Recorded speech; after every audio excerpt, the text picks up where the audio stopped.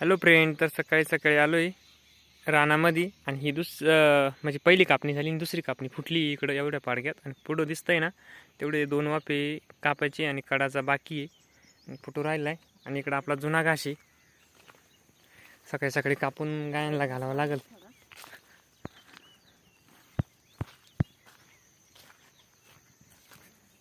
घास केवढा झाला पाहिला. गाय आपण आवाज देऊ राहिला, टाईम झाला आज घासाला.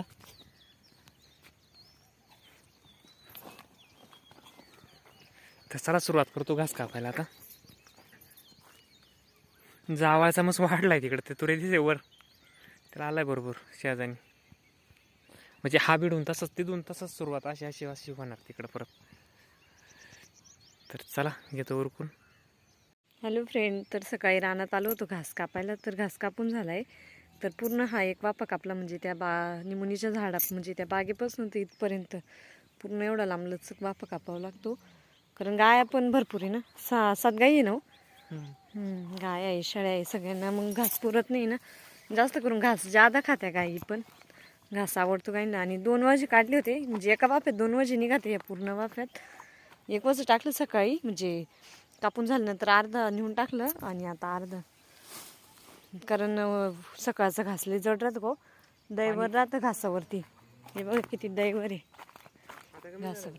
आहे थोडं थोडं पाणी साचलेलं आहे. सकाळी दैवर राहतं ना, लय जड लागतो, म्हणजे जड राहतो घास. त्याच्यामुळे मग 2 वाजे करून नेते मिस्टर. जावं राहिलं कापायचं. जावाच काय 2 वाफे राहिले तिथं, त्या तिथले 2 वाफे राहिले. कळून नाही येत, सारखेच वाढले दोन्ही बी. मोहरी किती वाढली ना. गावरान घास म्हणजे जावाचा घास भारी वाढला. गाय आवाज देते मग एवढ्या त्यांना आवाज ऐकू जातो इथून, इथून दिसतं ना लगेच.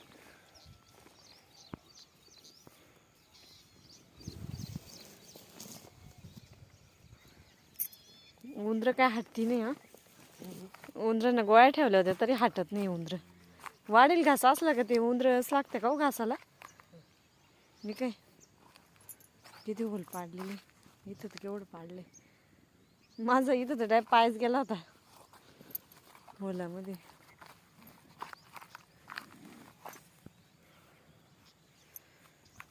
झालं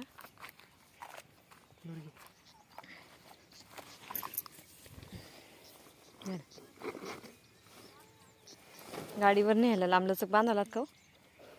लांबलचक ते डोक्याच न्यायचं, गाडी नाही एवढं मग नेऊन टाकली.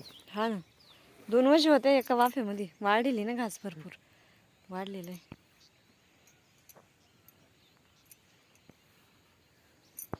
तर आता चारा आणून टाकलाय घास, रपारप खाते अहो. हे बघा अशा खाते.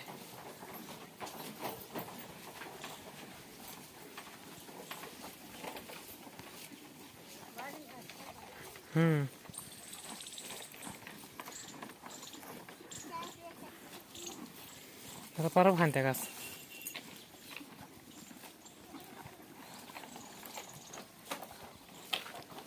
झालं त्यांना पाणी पाजून बांधून टाकायचे.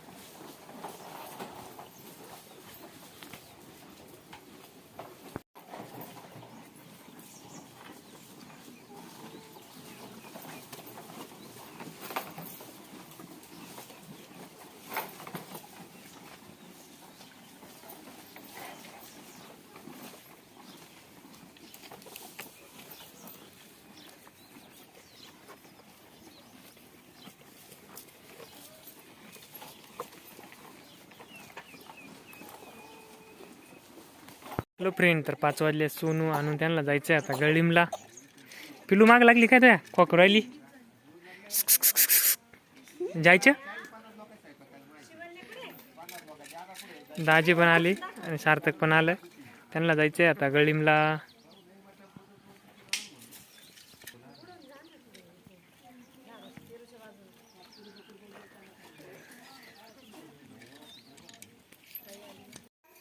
Hello friend. तर आम्ही सोनून त्या 5-5:30 वाजता गेल्या त्यांच्या घरी, म्हणजे गळिमला. कारण की भाऊन ते आले होते त्यांना न्यायला, कारण की रविवारी आहे ना त्यांची जत्रा आहे, म्हणजे कंदुरीचा कार्यक्रम आहे त्यांचा मला गळीमला, म्हणजे त्यांच्या घरी. तर त्यामुळे आणूस म्हणून त्या पण तशी पण सुट्टी आली शनिवार रविवार, तसं मग भाऊन ते आले होते त्यांना न्यायला, तर ते घेऊन गेले. आणि त्यानंतर आम्ही चारायला गेलो होतो रानामध्ये घास आणायला गायांसाठी. तर घास आणि ते घेऊन आलो, म्हणजे चारा वगैरे सगळं आवरलं. तर आता इकडं संध्याकाळचे 7-7:30 वाजले आणि माझं चालू आहे स्वयंपाक किचनमध्ये. तर आज काय भाजी बनवली ते पण मी तुम्हाला दाखवते. तर इकडे ना मस्त असं आहे ना वांग शिजायला टाकलेलं आहे, जेव्हा तुम्हाला दाखवते. सुकं वांग टाकलेलं आहे शिजायला, म्हणजे मसाला वांग. तर त्याच्यात थोडंसं पाणी राहून द्यावं लागतं, कारण शिजायला पण पाणी लागतं ना. थोडंसं पाणी टाकलं आहे मी, मस्त अशी शिजू पण राहिले वांगे. मस्त असे मसाला वांग शिजायला टाकलेले आहे. आणि इकडं अगोदर पीठ मळून घेतलं होतं मी, कारण पीठ अगोदर मळलं ना मस्त असं भिजल्यावर चपात्या पण छान येत्या. तर अगोदर पीठ मळून घेतलं होतं आणि त्यानंतर इकडं वांगे शिजायला टाकले, म्हणजे वांग्याची भाजी शिजायला टाकली आहे. हॅलो फ्रेंड, तर आता जेवायला बसलो आहे आणि छानपैकी वांग बनवलेलं आहे, सुक्क मसाला वांग म्हणते त्याला. आणि हे थाळी काढली जेवायला, म्हणजे कासाच आहे ना भांड. हे कोण दादांच्या, म्हणजे माझ्या आज्याचं ना, आजोबाच्या लग्नाची थाळी. म्हणजे आजा, माझा आजा, दादांचे वडील. हां, तर त्याच्यामध्ये मग जेवायला काढलं म्हणलं आपल्याला जेवायचं त्याच्यामध्ये. आणि टिकायला पण भारी, आजकालचे भांडे टिकती पण नाही जेवायला. आता कवर टिकत आहे आठवण म्हणून. मग आता आमच्या पोरांच्या पिढीला टिकन ते एखाद्यास. तर चला मित्रांनो, आम्ही आता जेवण करतोय. वांग्याची भाजी कशी झाली? हा ना, चला जेवण करतो आता.